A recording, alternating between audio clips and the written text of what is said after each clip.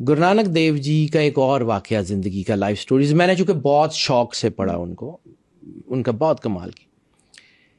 ایک راجا تھا، اس کے سلطنت میں ایک باغ تھا جو صدیوں سے ویران تھا، وہاں پہ گھاس نہیں اگتی تھی. یعنی میں نے آپ کو کہا نا کہ توحید گرو نانک نے سکھائی ہے، زندگی گزارنے کا طریقہ بھی گرو نانک نے بہت کمال کا سکھایا. یعنی ہمارے پاس اولیاء کی سٹوریاں ہیں، ہم اپنے بزرگوں سے سیکھتے ہیں، لیکن اس کا یہ مطلب نہیں ہے کہ ہم کسی سے آنکھیں بند کر لیں، ان کی اچھائی کو نہ دیکھیں.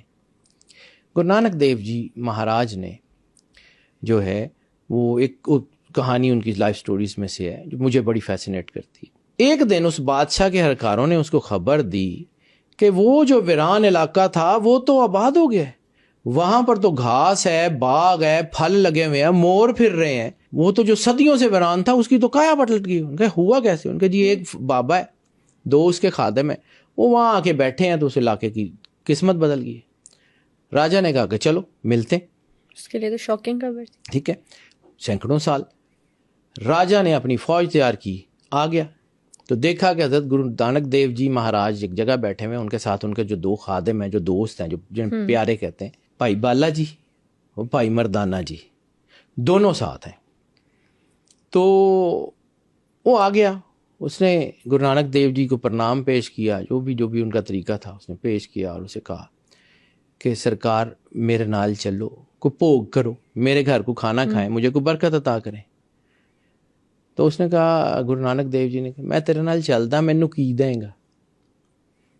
تو راجا جو ہے وہ اس نے کہا جی سرکار راج پاٹ تہاڈے نال لکھ دینا. انہوں نے کہا یہ تو تیرا ہے نہیں، تیرے تو پہلے تیرے وڈیاں دا سی، تے جے کوئی شترو کوئی دشمن آ گیا تے پھر او دا، تیرا تے نہیں. مینوں کچھ دینا ہے تو کوئی اپنی چیز دے. راجا سیانا بھی بہت تھا، اس نے کہا سرکار میرا تن حاضر، میں تہاڈی غلامی، تہاڈا غلام، تہاڈا نوکر بن کے زندگی گزاراں گا، مینوں اپنی غلامی چ قبول کرو. تو گرو نانک دیو جی نے کہا کہ یہ تن تیرا ہے، نالے سواہ دی ٹیری مینوں کی دینا، تیرا اج ساہ بند ہو جائے، مٹی نال مٹی، سواہ نال سواہ، یہ مینوں کی دینا، کوئی اپنی چیز دے.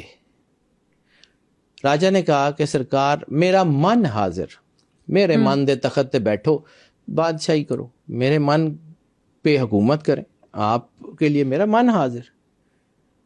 تو گرو نانک دیو جی نے کہا کہ من تے تیرا شترو ہے، دشمن ہے، اپنا دشمن دینا ہے مینوں، کوئی اپنی چیز دے. اب یہاں پہ آ کے راجا زچ ہو گیا، اس نے کہا کہ جی نہ دولت چاہیے، نہ بادشاہی، نہ تن، نہ من چاہیے، ڈیمانڈ کیا کر رہا ہے. اس نے پھر گرو نانک دیو جی کے پیروں میں جو ہے وہ سر رکھا اور کہا سرکار تسی دس دیو. تو گرو نانک جی نے ایسے آنکھ اٹھائی اور اٹھا کے کہتے ہیں اے جڑی تیری میں ہے نا، مینوں دے دے، اے جڑی تیری میں ہے اے مینوں دے دے. جب یہ سننا تھا تو راجا رونے لگ گیا. اب وہ روئی جا رہا ہے، فوج پریشان ہے کہ یہ ہوا کیا. راجا گرو نانک کے پیروں میں سر رکھ کے روئی جا رہا ہے. کچھ تھوڑی دیر بعد جب طبیعت بحال ہوئی تو کندھے پہ ہاتھ مار کے کہنے چل راجن اٹھ، جا کے بادشاہی کر. انہوں نے کہا جی ہون بادشاہی کرن جوگا کون؟ اب بادشاہی کرنے کے قابل کون رہ گیا ہے جب میں ہی نہیں رہی؟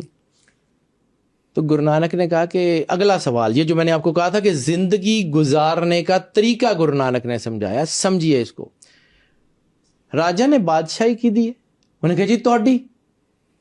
تو کہتے پھر میں کہہ رہا ہاں کہ جا کے بادشاہی کر، لوکاں چ امن قائم کر، لوکاں دی خدمت کر، اپنا سمجھ کے نہیں، مالک دا سمجھ کے خدمت کر. دس از دی وے آف لائف.